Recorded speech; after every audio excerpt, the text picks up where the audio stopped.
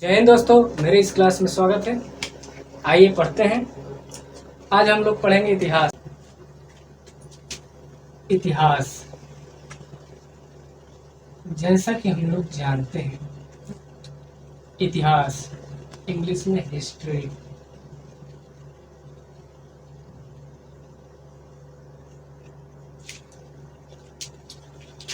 इसके पिता कहे जाते हैं, पिता या जनक, कुछ भी कह लीजिए आप लोग।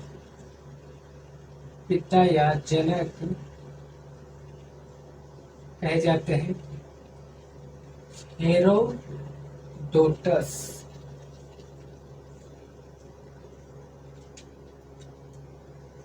हेरोडोटस की एक बुक है, इनकी एक बुक है। उस बुक का नाम है हिस्टोरिका।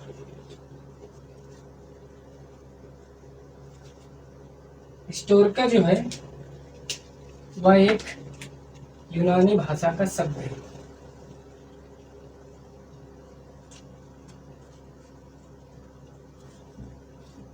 भाषा का शब्द है। राइटिंग पे मत जाना दोस्तों। इसका अर्थ होता है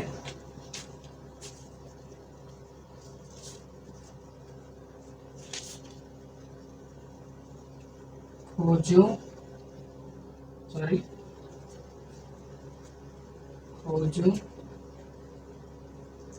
से प्राप्त ज्ञान। तो आगे देखते हैं। हम देख लेते हैं प्राचीन भारतीय नाम। प्राचीन भारतीय नाम, प्राचीन काल में भारत को किस नाम से जाना जाता था, इसको देखते हैं। पहला हम लोग देखते हैं इंडिया। इंडिया जो नाम पड़ा वो पड़ा अंग्रेजों के द्वारा।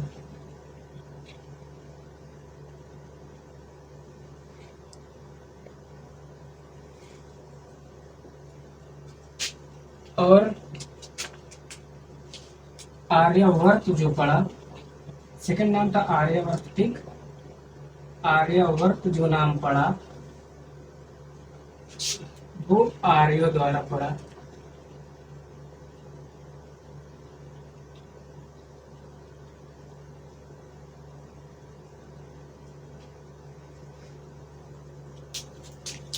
एक नाम भारत का था जम्बूद्वीप।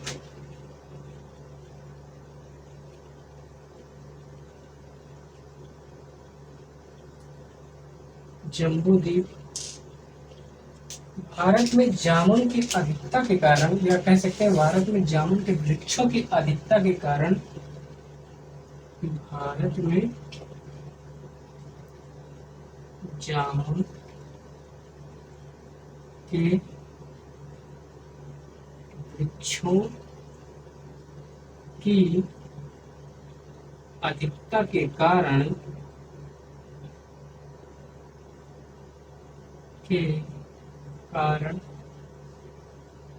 पड़ा।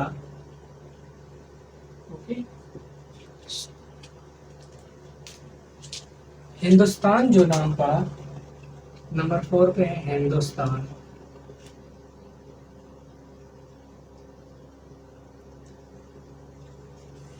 हिंदुस्तान जो नाम पड़ा, ईरानी जो लोग थे भारत के पश्चिम में सिंधु नदी बहती थी।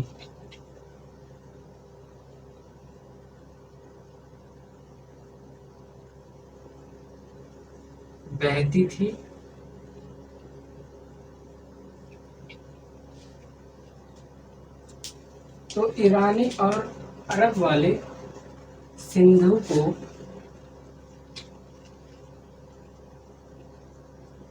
हिंदू प्रोनाउंस करते थे।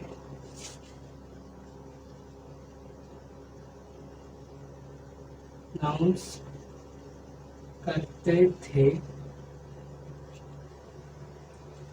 जिस कारण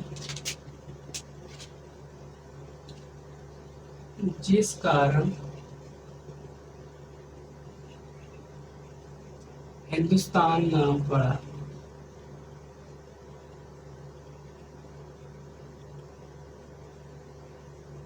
हिंदुस्तान नाम पड़ा। ओके, आगे देखते हैं। आगे हम लोग देखते हैं, इसमें देखते हैं जैसे इतिहास, हिस्टोरी। पिता या जनक थे हेरोडोटस। बुक का नाम था हिस्टोरिका। यह यूनानी भाषा का शब्द था। खोजी से प्राप्त ज्ञान। प्राचीन भारतीय नाम इंडिया। अंग्रेजों के द्वारा पड़ा आर्यवर्त, आर्य द्वारा रखा गया। जम्बूद्वीप, भारत में जामुन के वृक्षों की अधिकता के कारण ही जम्बूद्वीप नाम पड़ा। हिंदुस्तान, ईरानी पश्चिमी सिंधु नदी बहती थी। सिंधु नाम को वो लोग हिंदू कहते थे। ईरानी जो अरबी थे वो सिंधु को हिंदू कहते थे, जिस कारण उन्होंने हिंदुस्तान नाम पढ़ा दिए इसको। आगे हम लोग देखते हैं। आगे देखते हैं क्या हुआ इसमें। एक और नाम है, आप लोगों को बता देता हूँ, इसको मैं देता हूँ। ठीक,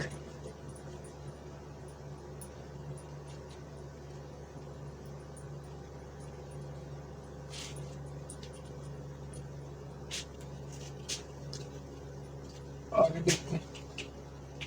एक नाम था भारत।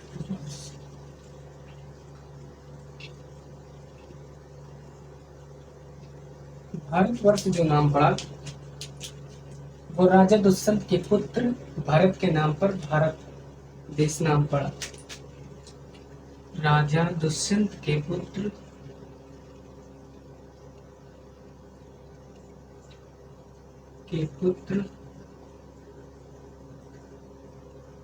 भारत के नाम पर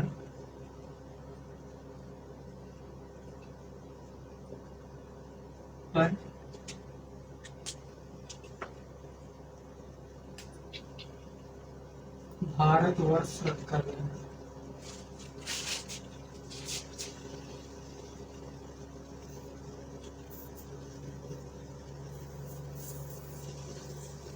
ओके दोस्तों,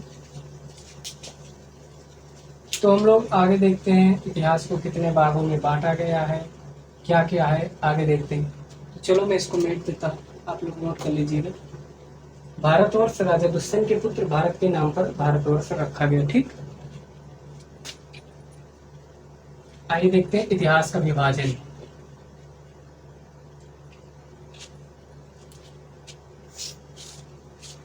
इतिहास का विभाजन हम लोग देखते हैं।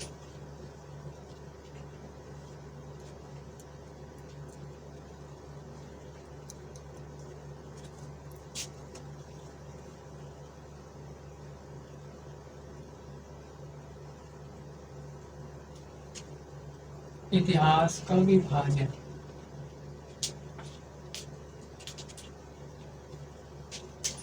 हम लोग जानते हैं इतिहास का विभाजन या इतिहास विभाजन किसने किया था, आप लोग बताइए। तो क्रिस्टोफ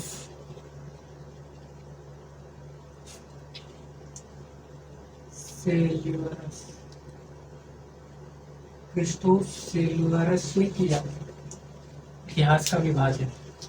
देखते हैं इन्होंने इतिहास को कैसे बांटा था। तो आइए देखते हैं। इतिहास को इन्होंने 3 भागों में बांटा।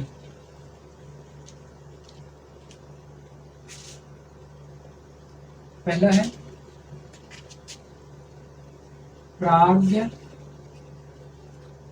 ऐतिहासिक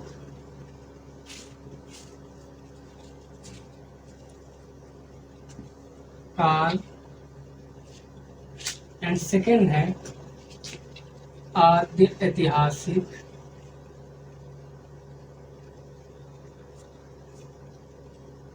सिख काल, एंड थर्ड है हमारा ऐतिहासिक काल।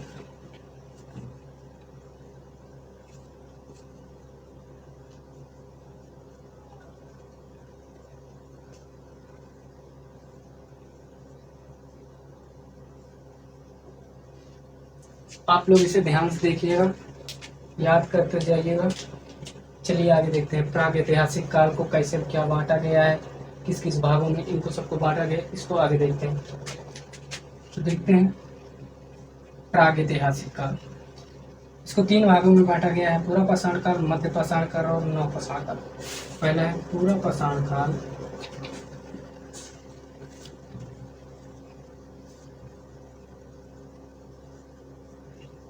सेकेंड है मध्य पाषाण काल,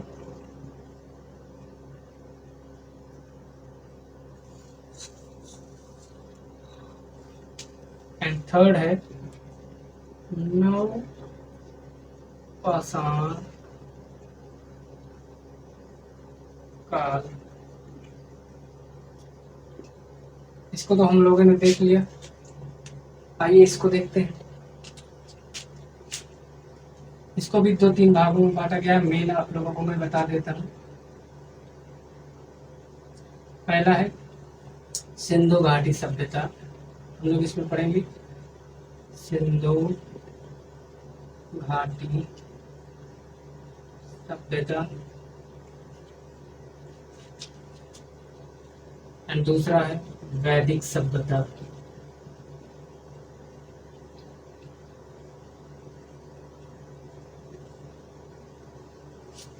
इसे पढ़ेंगे महाजनपदों का उदय,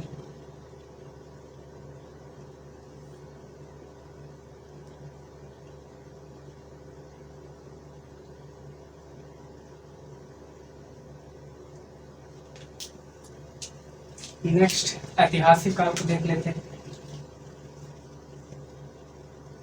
ऐतिहासिक काल को भी 3 भागों में बांटा गया है, आइए देखते हैं। पहला है प्राचीन ऐतिहासिक काल या प्राचीन काल,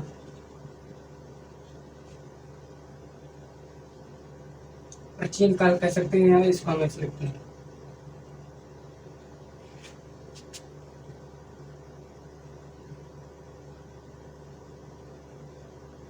प्राचीन काल इतिहास,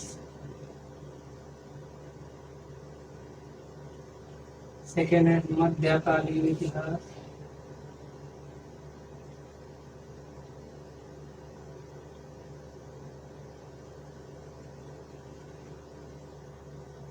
एंड थर्ड है आधुनिक कालीन इतिहास।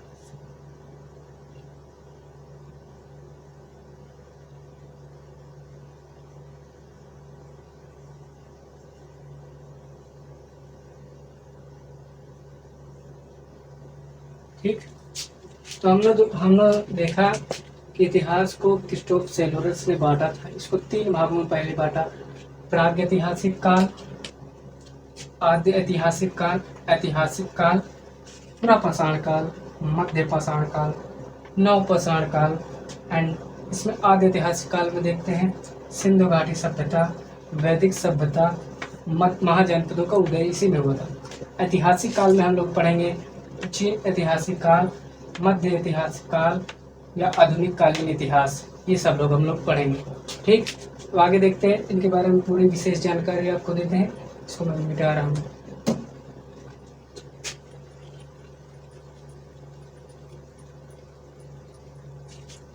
अब हम लोग पढ़ेंगे प्राग ऐतिहासिक काल। अब एक एक पढ़ते जाएंगे हम लोग।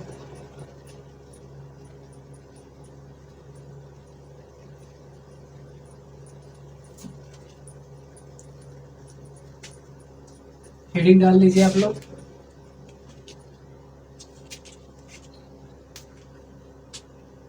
प्राग ऐतिहासिक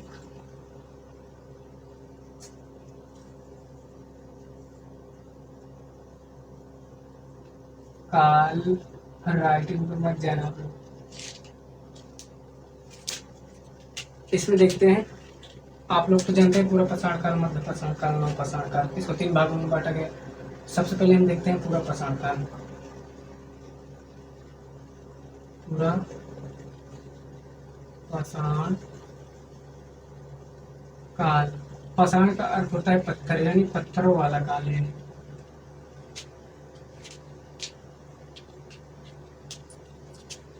बुरा पाषाण काल में क्या हुआ, सबसे पहले आप लोग ध्यान कीजिएगा, आग की खोज हुई,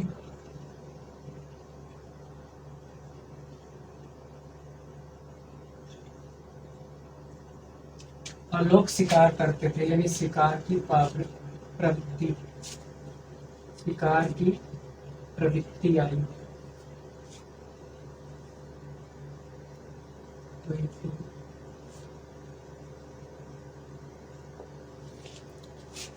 नेक्स्ट हम लोग देखते हैं इसके प्रमुख स्थल, हम लोग देख लेते हैं कि यहाँ से क्या हमको मिला आधुनिक काल में। तो देखते हैं नंबर 1 पे जो स्थल है उसका नाम है भीमबेटका।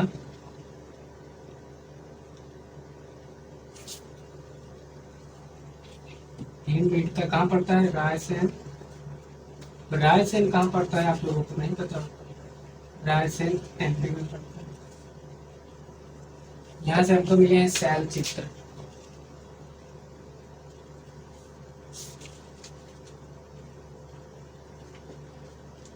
सेकंड जो है, सेकंड हमारा स्थल है अतिरम पक्कम। ये कहाँ पे है, मद्रास में। मद्रास तो आप लोग जानते होंगे, एलएसके, चेन्नई, मद्रास इधर जाता है दक्षिण भारत में, द्रविड़ भारत में। यहाँ से हमको क्या मिला, हड्डी से बने औजार प्राप्त।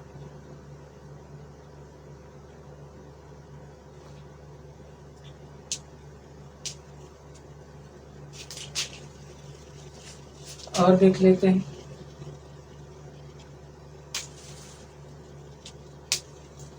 आप लोगों ने देखा आग की खोज हुई, शिकार की प्रवृत्ति आई थी, भीमबेटका रायसेन एमपी शैल चित्र मिला था, अतिरम पक्कम मद्रास हड्डी से बने औजार मिले। नेक्स्ट हम लोग देखते हैं मध्य पाषाण काल।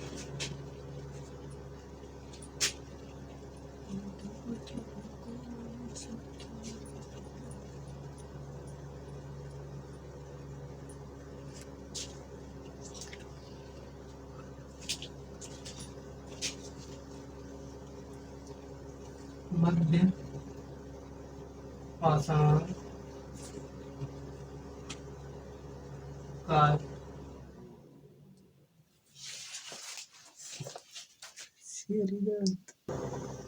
थोड़ा लाइट इशू हो गया था, तो आइए देखते हैं मध्य पाषाण काल।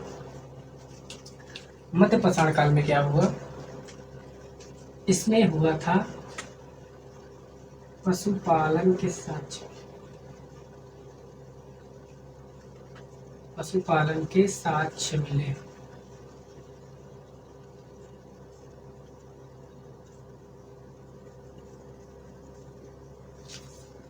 अब देख लेते हैं इनके प्रमुख स्थल।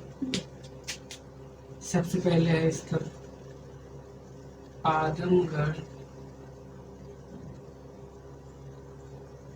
होशंगाबाद, ये पड़ता है एमपी में।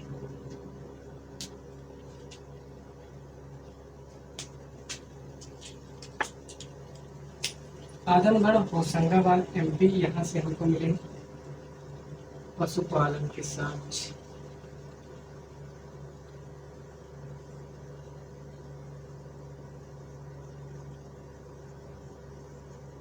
नेक्स्ट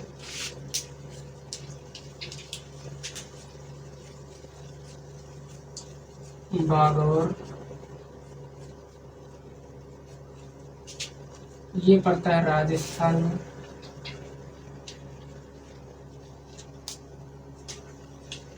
सबसे बड़ा स्थल,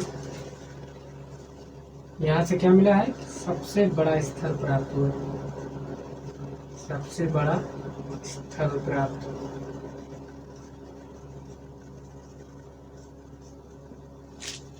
नेक्स्ट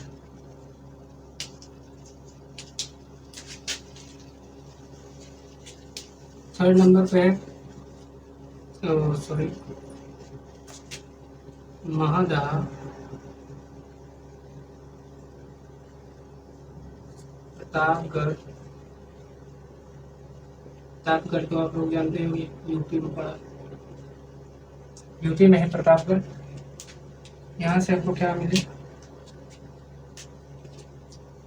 स्त्री पुरुष के 100 मिले, स्त्री व पुरुष के 100।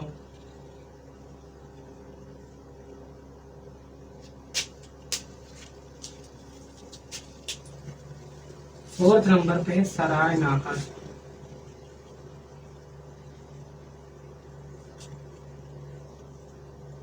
ये भी पड़ता है यूपी में, यूपी मीन्स उत्तर प्रदेश, ठीक। यहाँ से हमको क्या मिले, 1 7 3 कब्र मिले, 1 7 3 कब्र मिले। महादहा से क्या मिला, यूपी से स्त्री पुरुष, सराय नहर से 1 7 3 कब्र मिले। तो मध्य पाषाण काल में हमने देखा पशुपालन के साक्ष्य मिले। इसके प्रमुख स्थल थे जो हमारे आदमगढ़, होशंगाबाद, एमपी, पशुपालन के साक्ष्य मिले। और बागौर राजस्थान सबसे बड़ा स्थल यहाँ से प्राप्त हुआ मध्य पाषाण काल में। थर्ड नंबर पर महादहा प्रतापगढ़ यूपी में पड़ता है, स्त्री पुरुष के 100 मिले। फोर्थ नंबर पे सराय नहर यूपी, 1 7 3 कब्र मिले। अब हम देखते हैं नव पाषाण काल। तो आप लोग इसे नोट कर लीजिएगा, याद कर लीजिएगा।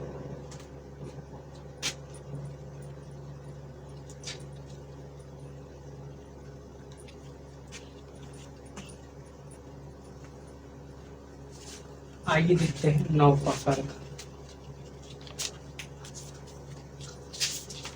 हेडिंग डाल लीजिए, नव पाषाण।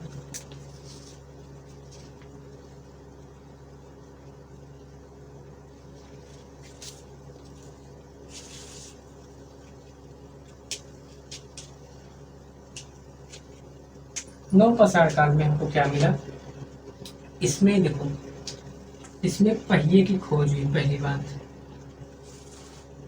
पहिए की खोज हो गई।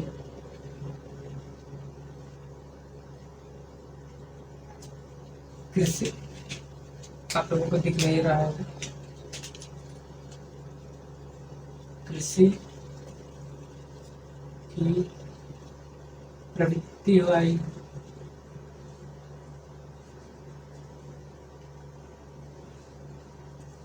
तथा लोग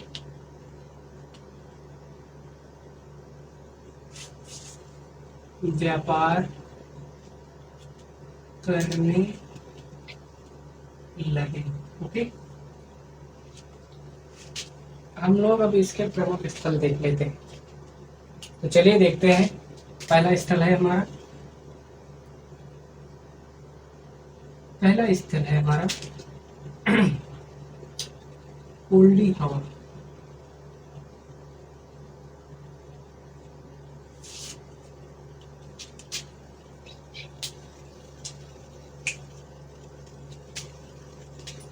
ओल्डी हवा कहाँ पड़ता है, इलाहाबाद में पड़ता है। इलाहाबाद यूपी में पड़ता है। यहाँ से हमको क्या मिले, चावल के साथ मिले।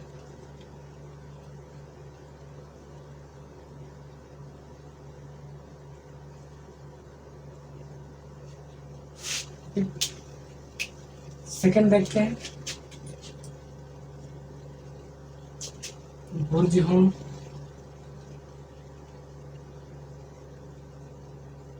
ये पड़ता है कश्मीर में।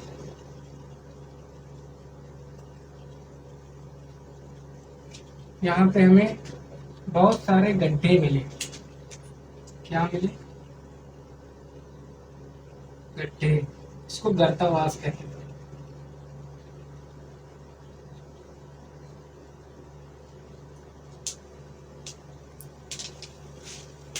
एंड थर्ड नंबर पे है मेहरगढ़, ये कहाँ पड़ता है? ये बलूचिस्तान। अब बलूचिस्तान आप लोगों को नहीं पता होगा कहाँ है। ये है पाकिस्तान। यहाँ से क्या मिले? यहाँ से हमें कृषि के साथ मिले, कृषि के साथ मिले।